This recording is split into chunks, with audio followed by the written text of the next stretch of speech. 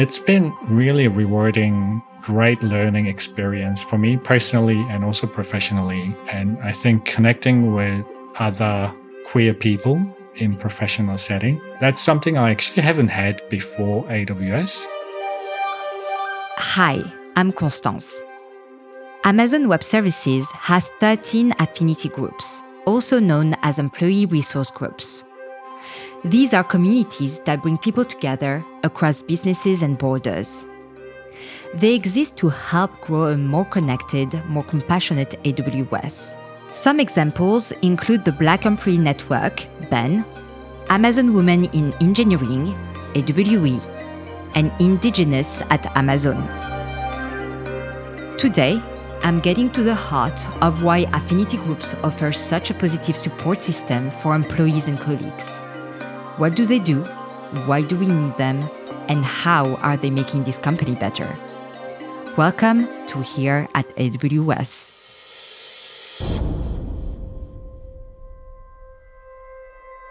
I've always been interested in technology. I had my first personal computer when I was 9 and I was hooked. This is Nick. So my role at AWS is I'm Senior Solutions Architect and I work with software and digital native businesses. So those are software as a service or SaaS companies that you know and love. Previous role, I was a large software company in healthcare sector and delivering everything from regional, state or national level health systems in North America, across APJ and EMEA, improving health outcomes for people. And it was extremely rewarding, but then I started moving into more of a leadership role. And I really wanted to kind of go back to technology and focus on it, enabling other types of businesses. And that's when I joined AWS. So that was about 3.5 years ago. And, loving it ever since. So that's Nick's job at AWS. He's an incredibly talented, switched-on solutions architect. But Nick is also involved in the New Zealand chapter of one of our oldest affinity groups. So Glamazon is one of 13 official Amazon affinity groups, and Glamazon focus on LGBTQI plus community, but it is open to anyone at Amazon. So how it got started was internal email list at Amazon to really promote happy hours back in 99. And it's run by volunteers and championing LGBTQI plus initiatives. And now there are over 80 global chapters and ANZ chapter is one of them. So I got involved with Glamazon actually in first weeks of joining AWS from a recommendation from one of the leaders at the time that I should look into this. And I joined as New Zealand champion. And in 2021, I started as a chapter co-lead, so leading the chapter with another colleague in Australia.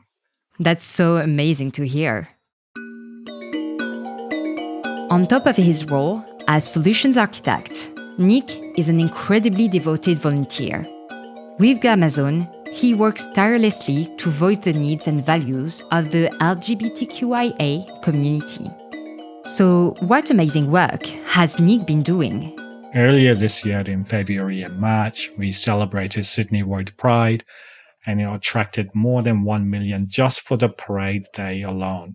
Glamazon has run over 50 events, 20 plus countries participated, everything from Amazon Music Proud playlist, Alexa phrases, Pride stores on the retail store, Pride video series featuring our Amazonians and committee members talking about what Pride means to them. It still makes me emotional. I think Pride is very personal, but we have this collective emotional response and experience, and I think a lot of stories. It sounds really positive being involved so heavily in an affinity group like Glamazon New Zealand. It means Nick gets to highlight the voice of his community in a vital way. But is it possible that Glamazon New Zealand helped him grow in a professional sense as well?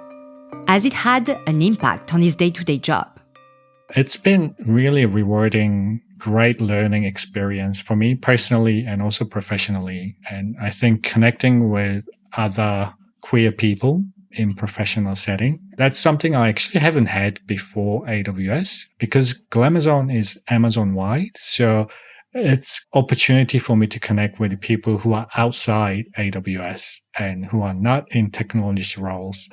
It's been great for growing my professional network and also connecting with senior leaders, our executive sponsors, and really learning from them how to ask better questions. That's always super important skill to have.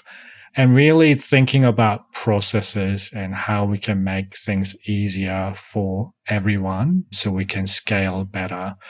We're lucky in Australia, in New Zealand, that we have a lot of legal rights for LGBTQI people. So that's around anti-discrimination, workplace harassment, marriage equality, adoption rights.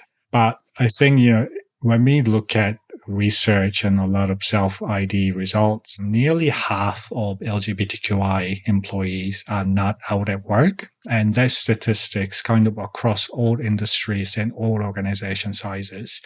And there's, many different reasons why people may not be out at work, even if they are outside work. It takes mental toll. It impacts your productivity. It impacts entire organization. What I will say is that this really can be leveraged to be your superpower because a lot of us, and I have been there in the past, you are constantly scanning the room and space to understand really the question of safety. So this skill actually develops a lot of empathy, and the empathy does make you a better leader. And, people are so used to doing this all the time, they don't even realize the superpower they have that's going to make them a better leader. Helping to build and shape Glamazon New Zealand, Nick strives for a more safe, supportive community. And that's the key to things here at AWS. People feeling safe and supported at work.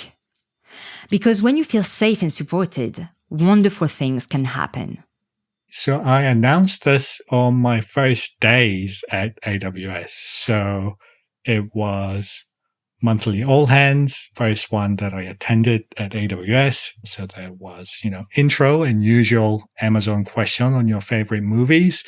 But I've also announced that my husband and I are on a parenthood journey via surrogacy. And that's when I actually received a lot of support and a lot of people sharing fertility journey and wishing us luck. And their support and, genuine care and welcome was really, really, really appreciated. Interestingly, in Glamazon ANZ chapter, one of our ex-committee member still working at AWS, they've recently had a baby through surrogacy. And it's been, really great to connect with people who are going through similar experiences. And fertility journeys are different for so many people. And I'm so glad to see earlier this week, Amazon has announced that access to virtual support for IVF, adoption, and other family building benefits across 50 countries to all employees, including hourly employees. So it's really amazing. And with the benefits that I had available on parental leave, birth and adoption leaves, meant that I could plan for my coverage plans during my absence for my customers. And I could be 100% there for my family through birth, surgeries, recovery, and first months at home as I get to adjust to new rhythm. And I've always been a data person. So, I collect a lot of data about our baby, everything from feeding, nappy changes, health symptoms, medications, really in order to make data-driven decisions every day. And, this allows all caregivers to be on the same page and, really a reminder on how important access to data is to all of us every day. Taking a step back, I wonder, what changes has Nick seen for the LGBTQIA community in AWS? 19 years ago, even 10 years ago, there were very few leaders in technology who were out. But, that goes for a lot of different industries. But having those leaders who are in public eyes being themselves is really great to see. And other thing is commitments and really actions by tech organizations. And that includes Amazon, not only celebrating Pride events, having floats and other sponsorships, but really creating that inclusive and equitable workplace for LGBTQI plus employees. So, how do you see things developing in the future? For example, are a younger generation bringing with them different sensibilities and beliefs? What I've learned is that there's still so much I do not know.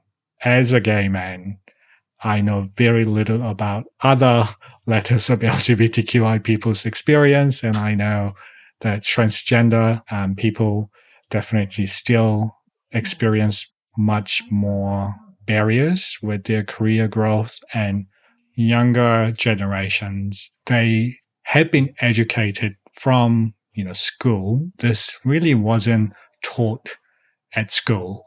Everything was binary, and there was only one form of sexuality, and nothing was ever talked about. Just even coming with the awareness and what a pronoun is, as an example, makes a big difference.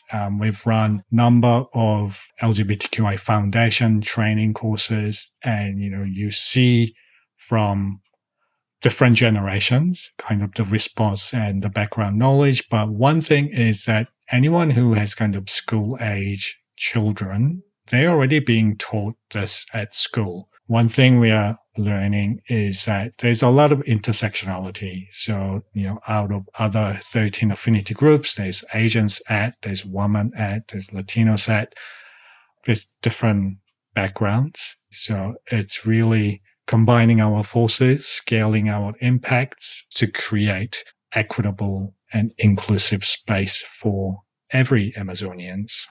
The long-term goal really is to truly create a safe space. Not only we celebrate Pride events, but really create safe space for everyone.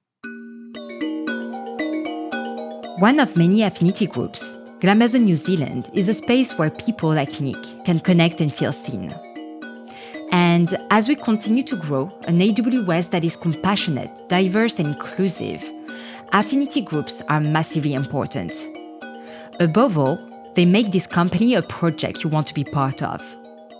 Many marginalized groups, whether it's based on gender, sexual orientation, race, or their disability status, is that it's not obvious, and it may not be visible to everyone. And if you assume that everyone had the same experience as you, and assume and create events or opportunities based on your own experience only, that's going to unintentionally create barriers for some people. I think biggest thing I've learned throughout my career is that really the importance of culture that grows and celebrates everyone's skills, experience, and background. It is fundamental to delivering results, and it's all about mechanisms, right? So good intentions don't work, mechanisms do. Jeff Bezos said that, and we have a lot of different mechanisms, and leadership principle is definitely one of them. And I think the best ideas come from seeking diverse perspectives and try to disprove beliefs, because I think when you have that group thinking, we're getting into day 2 culture. So to keep it day 1, I think it is critical that everyone has a voice, and we have many mechanisms, right? All of these mechanisms really creates advantage for our customers and for our team to deliver. And that can only happen with all of diverse experiences and voices. So, if you're wondering whether there's a space for you to feel validated and heard at AWS, there is. Regardless of sexuality, gender, race, disability, or religion, everyone can make it here. 5 to 10% of people identify as LGBTQI+. That means our membership base also represents that. And we host a lot of different types of events. It could be a morning tea, it could be a casual check-in, or it could be an event that's off-site. It could be a movie experience shared, but not so much networking. So regardless of your comfort in social interactions or meeting new people, so come and join us. You can join us on our mailing list. Thanks so much to Nick for a fascinating discussion. And thanks to you for listening. It's always so fun to chat with new people from this AWS family. Exactly. No one here is just an email address. Everyone is building something, and they all have a story to tell. That's it for now, so don't forget to subscribe. And hey, if working up here in the cloud sounds like fun, why not check out our website in the bio? You may just be the person we're looking for. We'll see you next time on Here at AWS.